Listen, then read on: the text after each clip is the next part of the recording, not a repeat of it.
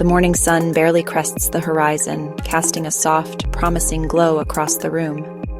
You reach for your phone, not out of necessity, but out of habit. The intention is simple: just check the time.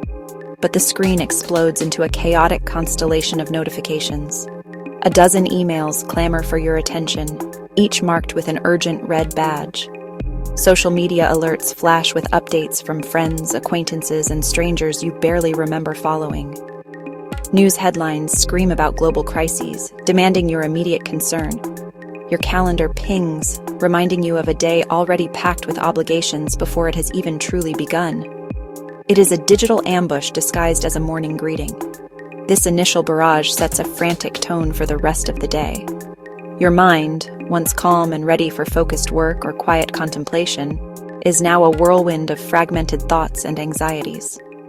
Each notification is a tiny, insistent tap on the shoulder, pulling your attention away from the present moment. You try to focus on making breakfast. When people hear the term digital minimalism, they often picture a stark, joyless existence. They imagine a modern-day hermit living in a cabin, completely cut off from the digital world, churning their own butter, communicating only by handwritten letter. This is a fundamental misunderstanding of the philosophy. Digital minimalism is not about radical abstinence or a Luddite-like rejection of all technology. It is not a vow of silence in the digital realm. Instead, it is a thoughtful and intentional approach to how we engage with the tools of the modern age. It is a declaration of intent, a conscious choice to be the master of your technology, not its servant. At its core, digital minimalism is the application of a simple principle. Focus your online time on a small number of carefully selected and optimized activities that strongly support the things you value. Then, happily miss out on everything else. Every ping from your phone may seem harmless, a tiny, fleeting interruption, but each one carries a hidden and significant cost. Neurologically, each notification triggers a context switch in your brain.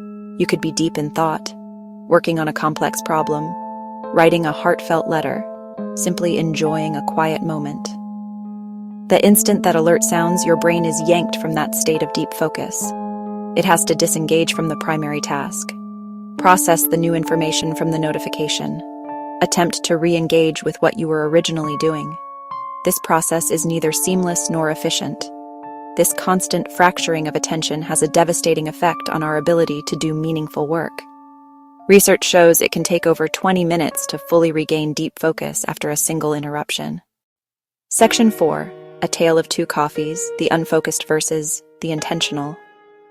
Imagine for a moment, two people. Sarah sits down at a small table, places her coffee beside her, and immediately pulls out her phone. Her thumb begins its reflexive dance across the screen. She scrolls through a social media feed, half seeing photos of a colleague's vacation and a cousin's new baby. An email notification pops up. It's a minor work issue, but it plants a seed of stress. The 15 minutes pass in a blur of digital confetti. When Sarah's break is over, she puts her phone down and stands up, but she doesn't feel rested. She barely tasted her coffee. Now, consider Mark. He sits down at the same table with his coffee. He leaves his phone in his pocket. Section 5, The First Steps Back to Sanity. Curating your digital space.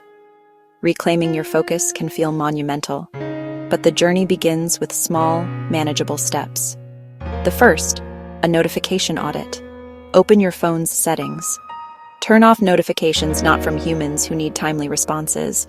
Social media, news apps, shopping sites, games. Keep texts, keep phone calls, keep calendar alerts. Your phone stops being a screaming slot machine. Next, curate your home screen. Tidy your digital front door. Move all but essential tools off the main screen. Camera app, Maps app, Notes app. Remove social media from your home screen. Remove email from your home screen. Remove web browsers from your home screen. That tiny barrier breaks reflexive checking. Embrace designated times for digital tasks. Don't check sporadically. Batch it. Email, 20 minutes at 10 a.m. Email, 20 minutes at 4 p.m. Social media, 15 minutes after dinner. Finally, consider a 30-day digital declutter. For 30 days, remove optional technologies. Remove social media apps. Remove news feeds.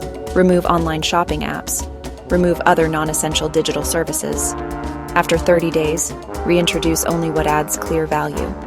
This separation helps reset your relationship with tech. Reevaluate what you truly need. Break addictive cycles and create an intentional digital life. Reevaluate what you truly need. Section 6. Finding the balance: technology as a tool, not a tyrant. The goal of digital minimalism is not to live in the past or to reject the genuine benefits of modern technology. A hammer is a tool. You use it when you need to drive a nail, and then you put it back in the toolbox. You don't carry it with you everywhere, tapping it nervously against your leg all day.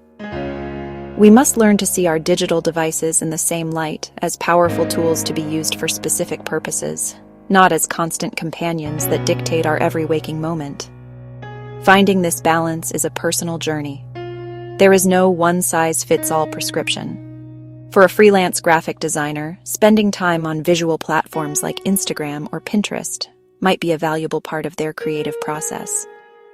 For a writer, that same activity could be a profound source of distraction. The key is to align your technology use with your personal and professional values. Section 7. The Quiet Revolution: Reclaiming Presence in a Noisy World. Embracing digital minimalism is more than just a productivity hack. It is a quiet revolution against the pervasive culture of distraction. It is a choice to reclaim the most valuable resource you possess: your time. It is a choice to reclaim the most valuable resource you possess: your attention. By consciously curating your digital life, you are not losing out. You are making space. You are making space for the quiet hum of your own thoughts. You are making space for the spark of a new idea to catch fire.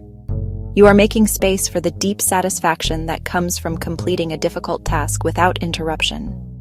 The anxiety of the unanswered notification is replaced by the calm confidence of focused effort. The benefits ripple outward into every corner of your life.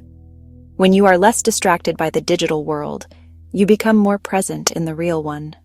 Conversations with loved ones become richer. You are fully there, listening with your whole mind, not just half of it. A walk in the park becomes a sensory experience. You start to notice the small details again: the way the light filters through the leaves, the sound of your child's laughter, the taste of your morning coffee. This intentionality cultivates a deeper sense of peace. The low-grade stress that comes from a phone buzzing with constant demands begins to fade.